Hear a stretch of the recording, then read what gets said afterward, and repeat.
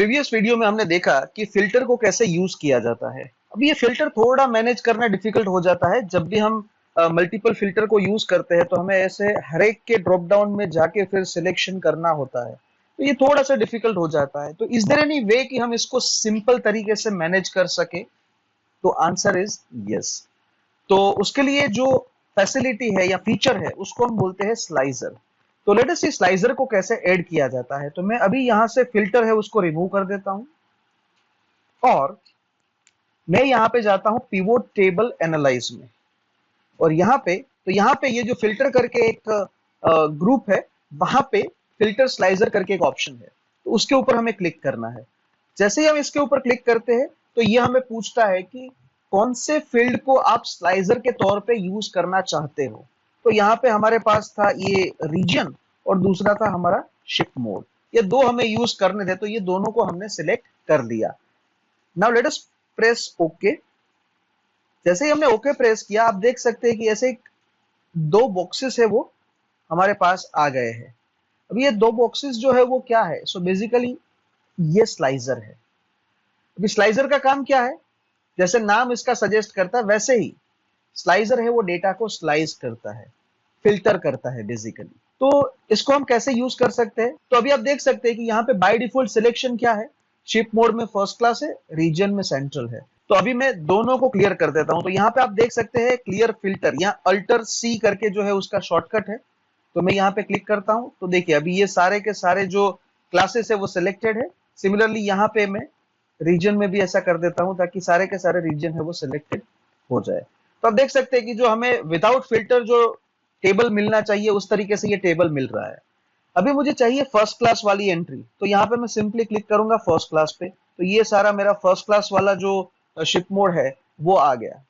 अभी मुझे उसमें भी चाहिए सेंट्रल वाला, तो मैं यहाँ पे सेंट्रल को क्लिक करूंगा। यहाँ पे हमें दूसरा एक फ्रीडम ये मिलता है कि हम मल्टीपल भी सिलेक्ट कर सकते हैं। कैसे? सो यहाँ पे मैं अपनी कंट्रोल की जो है उसको मैं प्रेस करके यहाँ पे ईस्ट को भी सिलेक्ट करता हूँ, साउथ को भी करता हूँ, वेस्ट को भी करता हूँ। तो आप देख सकते हैं कि ये मल्टीपल मैंने चूज किए हैं। लेट्स से मुझे ईस्ट नहीं चाहिए तो कंट्रोल की पकड़ के मैंने ईस्ट को निकाल दिया और यहाँ पे टेबल जो है वो अपडेट हो गया। अभी यहाँ पे मुझे शिप मोड में देखना है कि फर्स्ट क्लास और स्टैंडर्ड डिलीवरी है वैसे कितने केसेस है with respect to the central, south and west region. तो इन एनी कॉम्बिनेशन आप इसको यूज कर सकते हैं। अभी मैं इसको फॉर्मेट कैसे किया जाता है वो आपको बता देता हूं। तो जैसे ही आप कोई भी स्लाइजर पे क्लिक करेंगे तो आपको एक मेनू जो है वो एनेबल हो जाएगा जिसका नाम है स्लाइजर। अब वहां पे जाएंगे तो आपके पास डिफरेंट डिजाइन्स है जिसको आप यूज कर सकते हो डिपेंडिंग अपॉन योर स्टाइल। अभी आपका जो डैशबोर्ड का स्टाइल होगा उस हिसाब से आप इसको चूज कर सकते हो। यहाँ पे मैं इसको कोई और जो है वो ले लेता हूं, तो इस तरीके से हम अलग अलग जो डिजाइन है उसको यूज कर सकते हैं। यहाँ पे मुझे नंबर ऑफ कॉलम्स कितने चाहिए? Currently it is 1। ठीक है, अगर मुझे 2 कॉलम चाहिए तो मैं यहाँ पे इंक्रीज कर दूंगा। तो देखिए ये 2 कॉलम में आ गया। अगर मुझे 3 चाहिए तो ये 3 कर सकता हूँ, 4 चाहिए तो 4 कर सकता हूँ। अगर मुझे ऐसे हॉरिजॉन्टल स्लाइजर रखना है I can do like this. तो इस तरीके से हम यहाँ पे अपना जो स्लाइजर है उसको रख सकते हैं। थोड़ा सा एडजस्ट कर लेते हैं। यस, तो इस तरीके से आप फॉर्मेटिंग कर सकते हो। उसके अलावा भी काफी सारे ऑप्शंस है, जैसे कि आप उसकी जो हाइट है वो स्पेसिफिक अपने डैशबोर्ड के हिसाब से आप सेट कर सकते हो। तो यहाँ पे आप देख सकते हैं हाइट है। अगर मुझे स्पेसिफिक हाइट चाहिए कि मुझे ये लेट्स से 0.8 का ही चाहिए, तो ये इस तरीके से हम डिजाइन कर सकते हैं। उसके बाद विड्थ है उसको आप सेट कर सकते हो। तो ये सारी चीजें आप यहाँ से सेट कर सकते हो। ये बेसिकली बटन का साइज है, तो यहाँ से मैं डिक्रीज करता हूँ। आप देख सकते हैं ये बटन का जो हाइट है वो रिड्यूस हो रहा है, स्लाइजर का नहीं। ओके, तो ये बटन का है। अगर स्लाइजर का हाइट आपको कम करना है तो आप यहां से कर सकते हैं। तो इस तरीके से आपको ये फ्रीडम भी मिल जाता है जिससे आप ये फॉर्मेटिंग जो है वो कर सकते हैं। So this is how we can use slicer. अभी स्लाइजर के साथ साथ दूसरी एक चीज है जो कि है टाइमलाइन। तो how we can use that, let us see that. हम यहाँ पे पिवोट टेबल पे कहीं पे भी क्लिक करेंगे, उसके बाद पिवोट टेबल एनालाइज में जाएंगे और यहाँ पे just below the slicer we are having insert timeline. So let me click on that. अभी टाइमलाइन जो है वो जैसे ही इसका नेम सजेस्ट करता है, it works with the time data.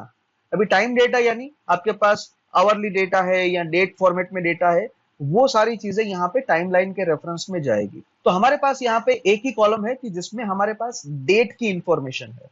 और वो है ऑर्डर डेट। तो यहाँ पे सिर्फ यही एक जो फील्ड है वो हमें दिखाई दे रहा है। तो let us tick that and click okay.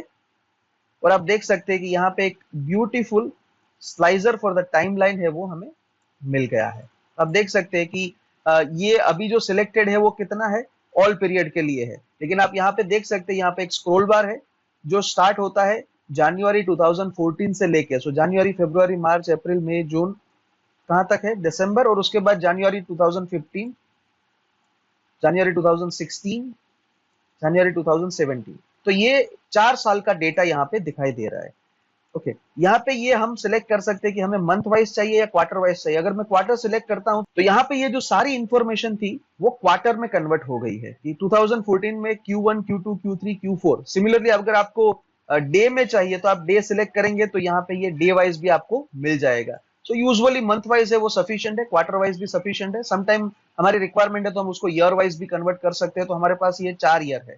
तो यहाँ पे अगर मैं 2014 पे सिलेक्ट करता हूं तो ये जो डेटा फिल्टर होके आया है वो सिर्फ और सिर्फ 2014 की एंट्री है।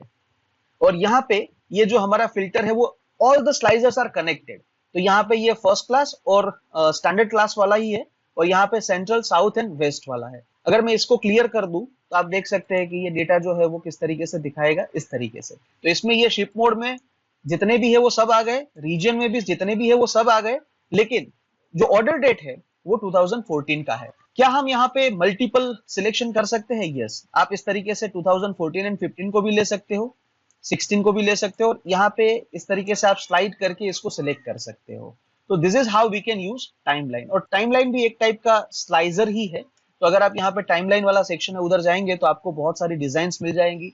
उसकी आप हाइट सेट कर सकते हो, विड्थ सेट कर सकते हो, स्क्रॉल बार चाहिए कि नहीं चाहिए वो आप देख सकते हो, हेडर्स चाहिए कि नहीं चाहिए वो देख सकते हो, सिलेक्शन लेबल चाहिए कि नहीं चाहिए वो आप देख सकते हो। सिलेक्शन लेबल यानी ये 2015 टू 2017 जो दिखाई दे रहा है वो है। अगर मैं इसको डिसिलेक्ट करता हूं तो देखिए ये निकल गया। अगर सिलेक्ट करता हूं तो मुझे यहां से पता चलता है। टाइम लेवल अगर आप देख सकते हो यहाँ पे ये ईयर वाला जो है वो डिसअपियर हो जाएगा जैसे ही मैं इसको अनटिक करूंगा। स्क्रॉल बार, देखिए स्क्रॉल बार नहीं है अभी, यहाँ पे ये सिर्फ इस तरीके से मेनू हमारे पास है। तो ये सारी जो चीजें हैं वो आप यहाँ से ये मेनू में से कर सकते हो। So this is how we can use slicer and filter. So please इसको प्रैक्टिस करिए क्योंकि यही सारी चीजें हैं जो हम डैशबोर्ड में यूज करने वाले हैं ताकि हमारा जो डैशबोर्ड है वो बहुत ही ज्यादा इंटरैक्टिव हम बना पाए। So practice this. Thank you so much. Happy learning.